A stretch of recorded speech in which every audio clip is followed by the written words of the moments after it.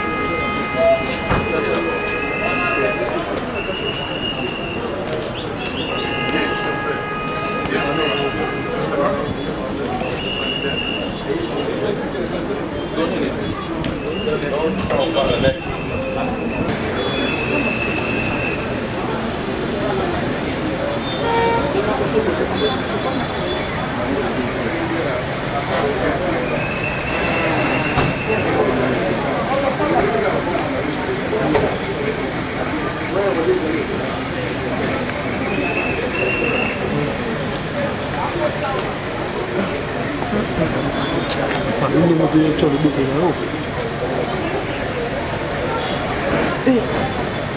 Vamos com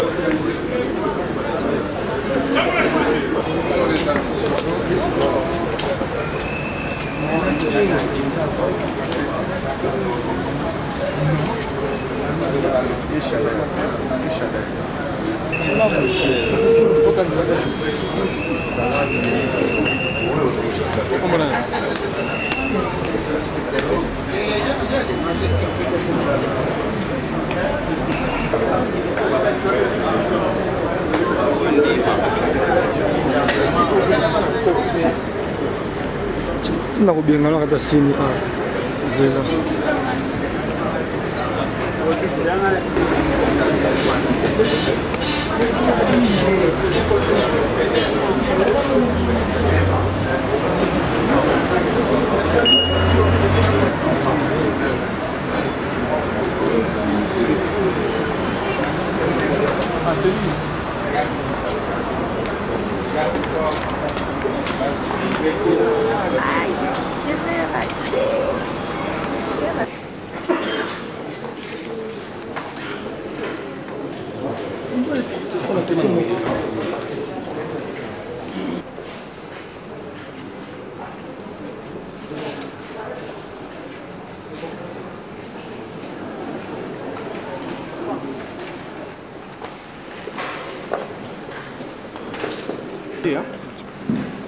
Madame et messieurs les candidats à cette rencontre,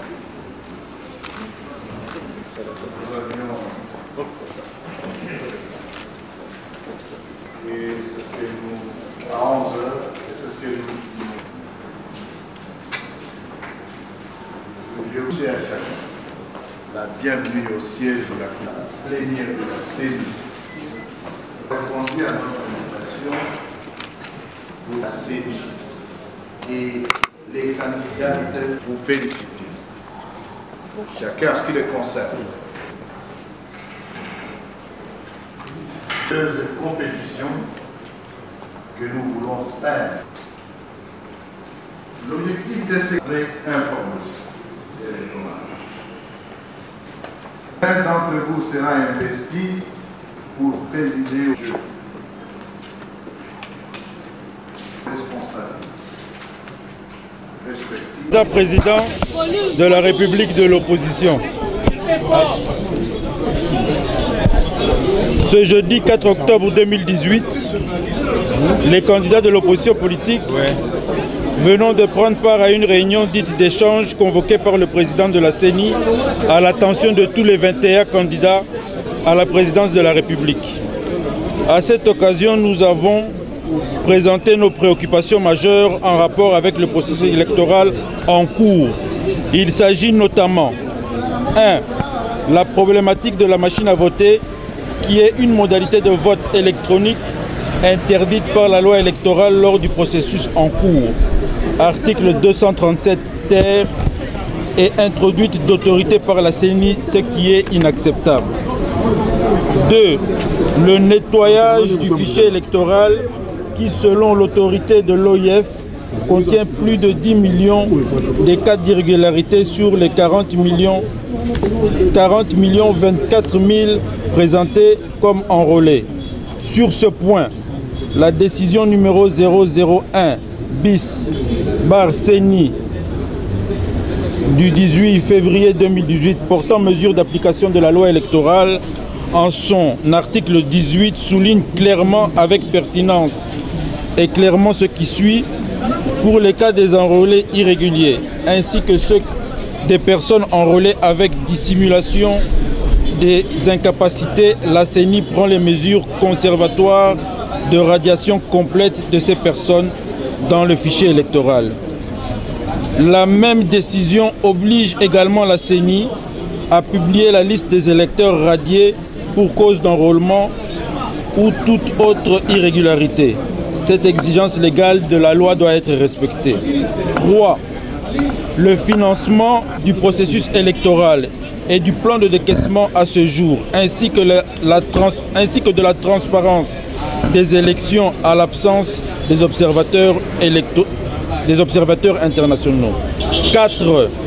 La problématique de la logistique et de la sécurisation du processus électoral avant, pendant et après le vote. 5. Des dispositions prises pour la tenue des élections apaisées dans les zones insécurisées, Nord Kivu et le Kasaï, et l'Ituri aussi. 6. Le remplacement sans délai du délégué de l'UDPS au sein du bureau de la CENI, conformément à l'accord de la Saint-Sylvestre. Les réponses fournies n'ayant pas rencontré nos préoccupations, nous avons demandé à la CENI de convoquer en toute urgence un cadre de concertation entre parties prenantes au processus électoral au cours des discussions en profondeur de toutes ces préoccupations. 2. De respecter son propre calendrier électoral pour la tenue effective des élections à la date du 23 décembre 2018. 3. La CENI portera seule la responsabilité en cas de non-tenue des élections libres, transparentes, inclusives, crédibles et apaisées le 23 décembre 2018 et du vide qui se constatera au niveau des institutions de la République.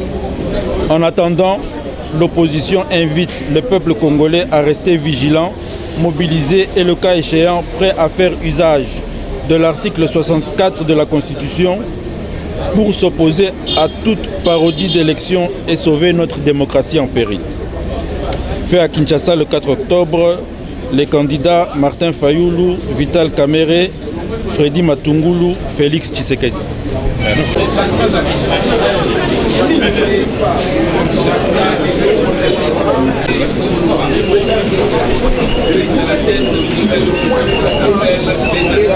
Ceux qui étaient mandatés par les candidats, comme moi-même, ne pouvaient pas prendre la parole pendant cette rencontre.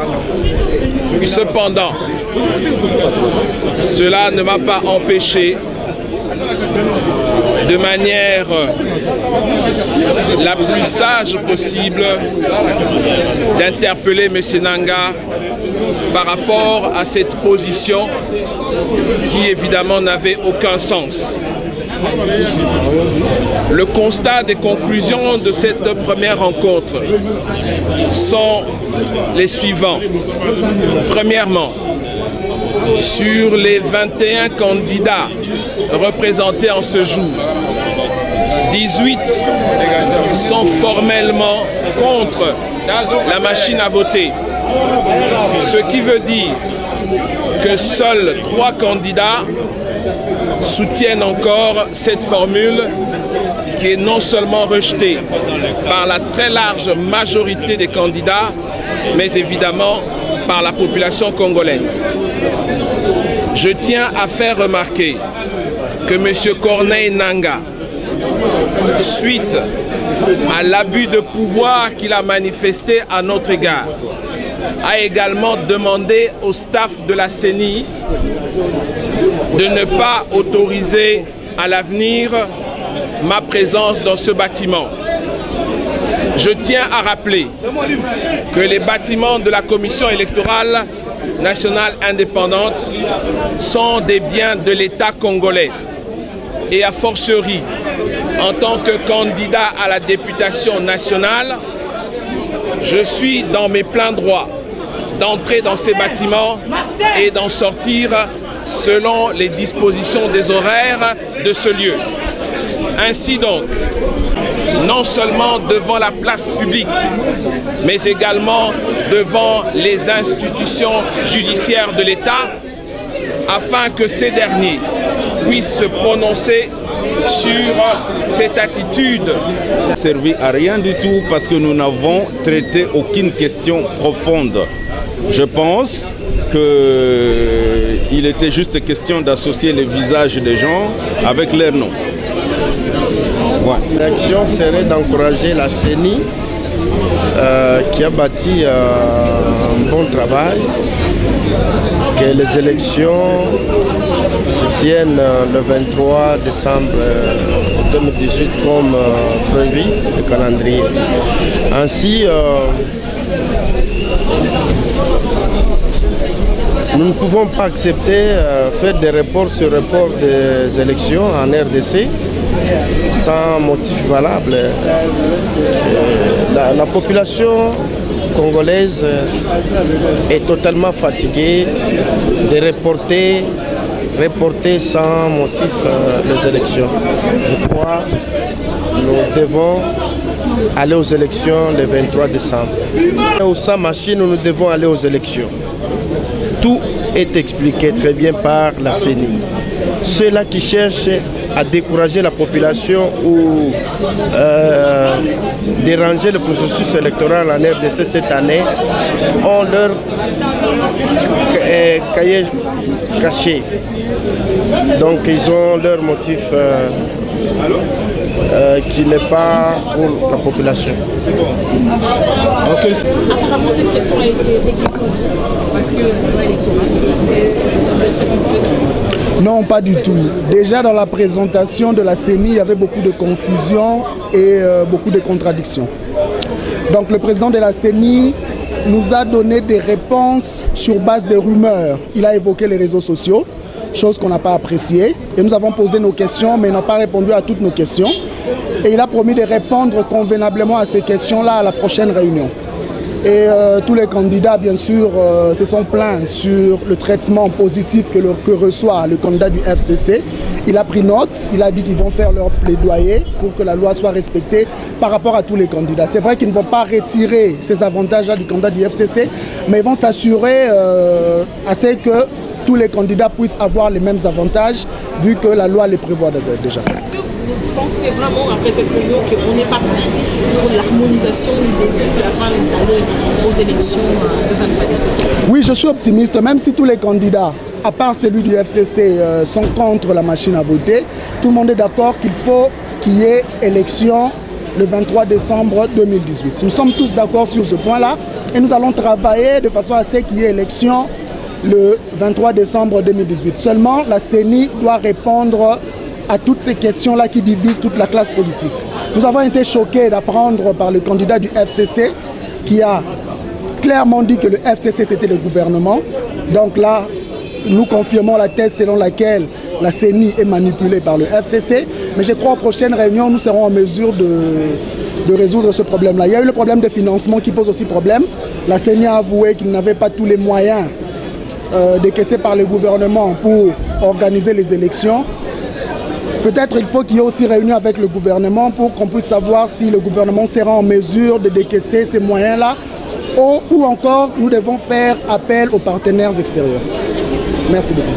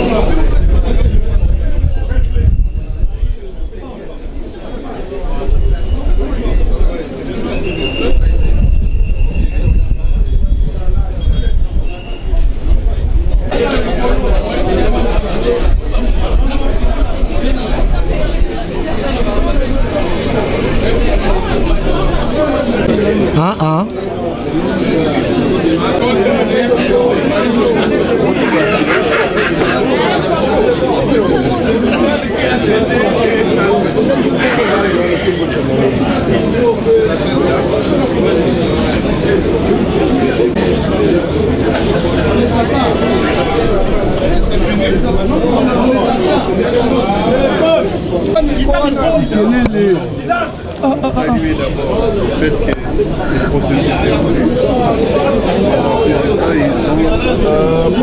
Ils ont présenté